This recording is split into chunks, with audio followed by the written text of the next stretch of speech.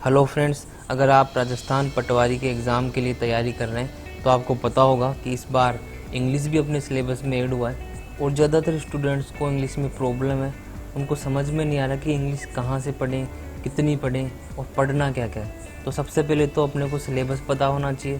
तो सिलेबस के लिए आप आई बटन पर क्लिक करके देख सकते हैं कि पटवारी के एग्ज़ाम में ओवरऑल सिलेबस क्या रहेगा और इंग्लिश का सिलेबस क्या रहेगा। इस वीडियो में हम एक पटवारी के एग्ज़ाम का इंग्लिश का एक मॉक टेस्ट लेंगे। सेम टू सेम 11 क्वेश्चन जो एग्ज़ाम में आएंगे उसी तरीके के 11 क्वेश्चन लेंगे और उनको सोल्व करने की अप्रोच देखेंगे कि किस तरीके से उन क्वेश्चन को एग्ज़ाम में सोल्व करना है। अगर आप पटवारी के एग्ज़ाम में इंग्लिश को छोड़ने की बात कर रहे हैं या फिर आप सोचते हैं कि इंग्लिश के बिना भी आप सिलेक्शन ले लेंगे, तो इंग्लिश के बिना आप सिलेक्शन ले तो सकते हैं, लेकिन क्यों फालतू में रिस्क लिया जाए, क्यों ना इंग्लिश को भी पढ़ लिया जाए। अगर आप ये वीडियो भी पूरा देख लेते हैं तो आप आराम से 5-6 क्वेश्चन तो सोल्व कर ले जाएंगे। इससे आपको पता लग जाएगा कि पेपर में क्या क्या चीज़ें आएगी और करना क्या होता है।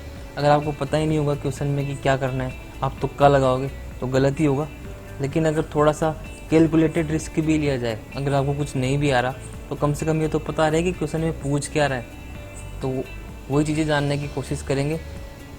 और पटवारी का जो मेन एग्ज़ाम होगा उसमें भी इसी लेवल का क्वेश्चन पेपर आएगा इंग्लिश में से।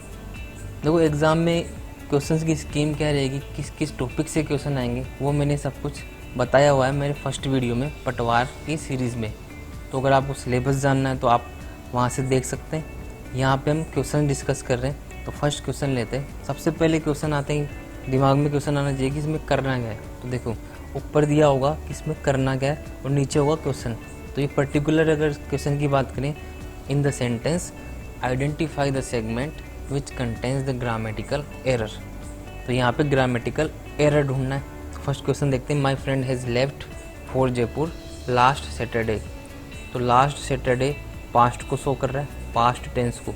ये हम पढ़ेंगे टेंसेज में। तो यहाँ पे हम देख रहे हैं कि एग्जाम में क्वेश्चन इसी लेवल का आएगा। ये पास्ट टेंस है, लेकिन यहाँ पे हेल्पिंग वर्ब प्रेजेंट का आ गया। तो हैज़ लेफ्ट नहीं आएगा, क्या आएगा, ओनली सेकेंड फॉर्म आएगी लेफ्ट। तो हैज़ लेफ्ट में एरर है, तो आंसर क्या हो गया, बी, हैज़ लेफ्ट। सेंस क्या निकलेगा, जब हैज़ लेफ्ट के बाद लेफ्ट हो जाएगा। अब सेंटेंस सही हो गया। My friend left for Jaipur last Saturday. मेरा फ्रेंड जयपुर के लिए लास्ट सैटरडे को ही निकल गया। नेक्स्ट क्वेश्चन देखते हैं। The Doon Valley with all its lights look beautiful at night from the top of the mountain.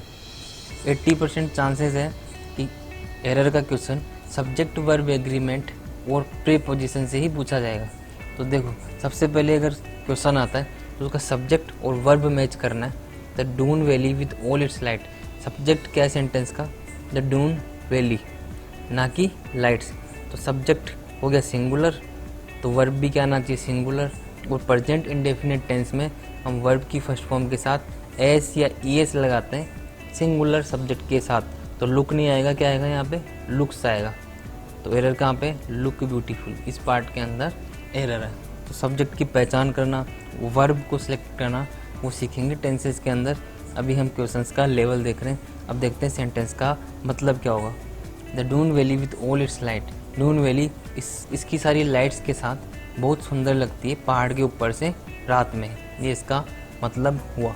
तो सब्जेक्ट हुआ डून वैली जो सिंगुलर है, इसके साथ में वर्ब आएगा सिंगुलर। तो लुक नहीं आएगा, क्या आएगा, लुक्स आएगा। थर्ड क्वेश्चन देखो क्या पूछ रहा है। Select the most appropriate word to fill in the blank. Correct usage जहाँ पे होगा वहाँ पे फिल इन द ब्लैंक से क्वेश्चन आएगा, जो पटवार के सिलेबस में दिया हुआ है। पटवार के सिलेबस में सिर्फ 2 ही टॉपिक ऐसे हैं जहाँ पे ग्रामर आएगी, कॉमन एरर और correct usage. The child is on her parents.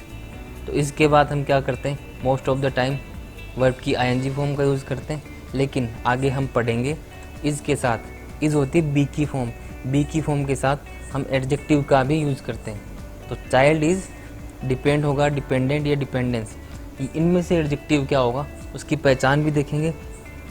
तो इसमें से एडजेक्टिव होगा dependent. The child is dependent on her parents.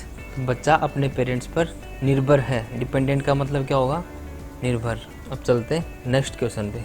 Select the most appropriate word to fill in the blank. इसमें भी क्या करना है, मोस्ट अप्रोप्रिएट वर्ड को फिल करना है। तो my sister unlike my brothers, तो अपने को क्या देखना है, सब्जेक्ट देखना, अब सब्जेक्ट की पहचान कैसे करेंगे, यहाँ कैसे पता लगेगा सब्जेक्ट क्या है, वो सीखेंगे हम इसी सीरीज़ में। यहाँ पे सब्जेक्ट क्या है, माई सिस्टर, तो इसके साथ वर्ब आएगी, तो वर्ब कौन सी आएगी, वर्ब आएगी सिंगुलर, वांट्स। डिड वांटेड क्यों नहीं आएगा, कि डिड के साथ तो फर्स्ट फॉर्म आती है, तो ऐसे ही गलत हो गया। वांट प्लूरल के साथ आएगा, तो आंसर क्या आएगा, वांट्स।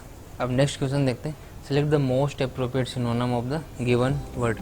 सिनोनिम होता है पर्यायवाची या समानार्थी शब्द, और एंटोनिम क्या होता है, विलोम शब्द। अब यहाँ पे सिनोनिम फाइंड आउट करना है, तो ऑब्स्टेकल का मतलब होता है बाधा या फिर रुकावट।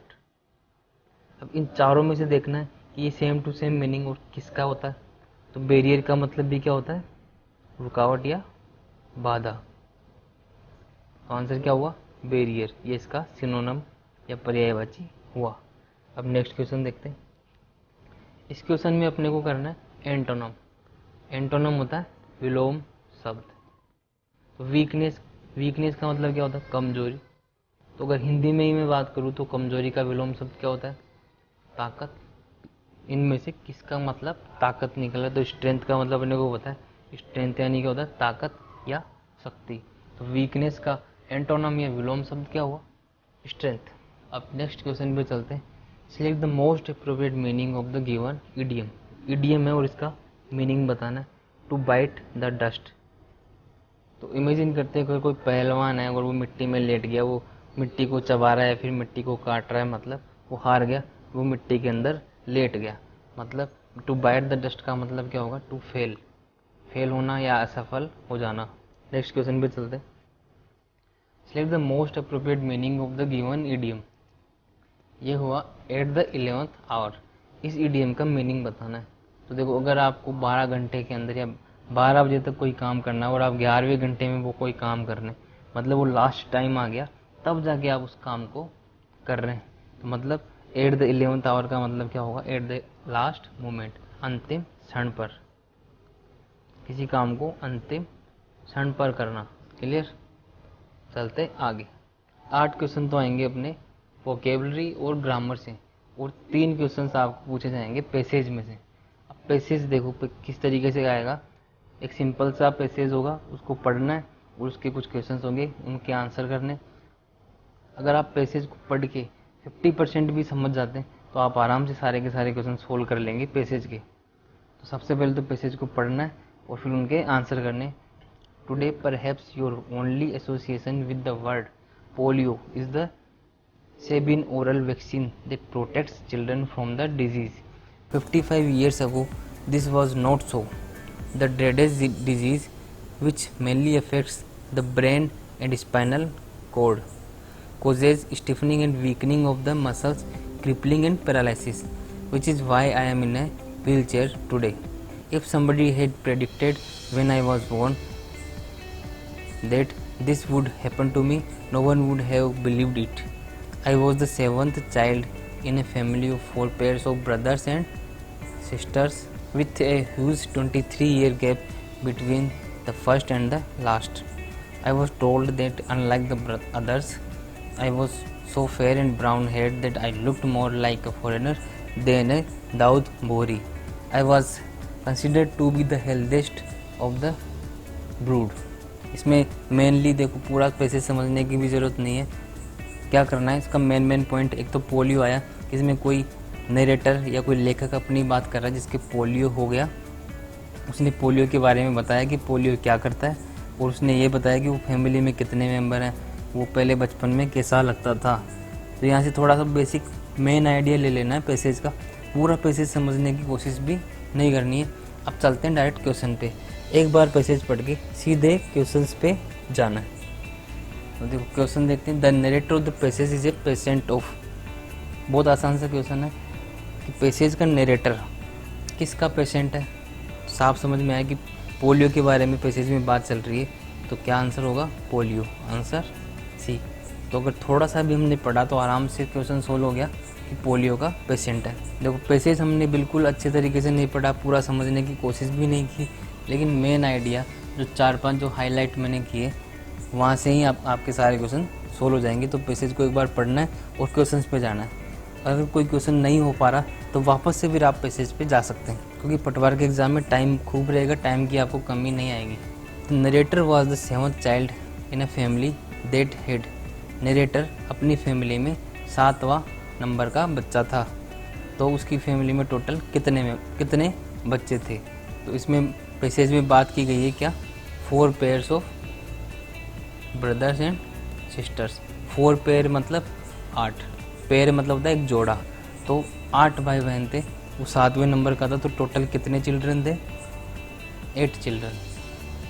नेक्स्ट क्वेश्चन पे चलते हैं। Polio the dreaded disease mainly affects the. Polio एक भयानक बीमारी मेनली किसको अफेक्ट करता है? तो देखो पैसेज में हमने बात की क्या, ब्रेन एंड स्पाइनल कॉर्ड को अफेक्ट करता है। तो इस तरीके से अगर आप थोड़ा सा भी ध्यान देते हैं तो इंग्लिश में 11 में से 11 क्वेश्चन भी सोल्व कर लेंगे और पटवारी के एग्ज़ाम में सिलेक्शन होने के आपके चांसेस बढ़ जाएंगे।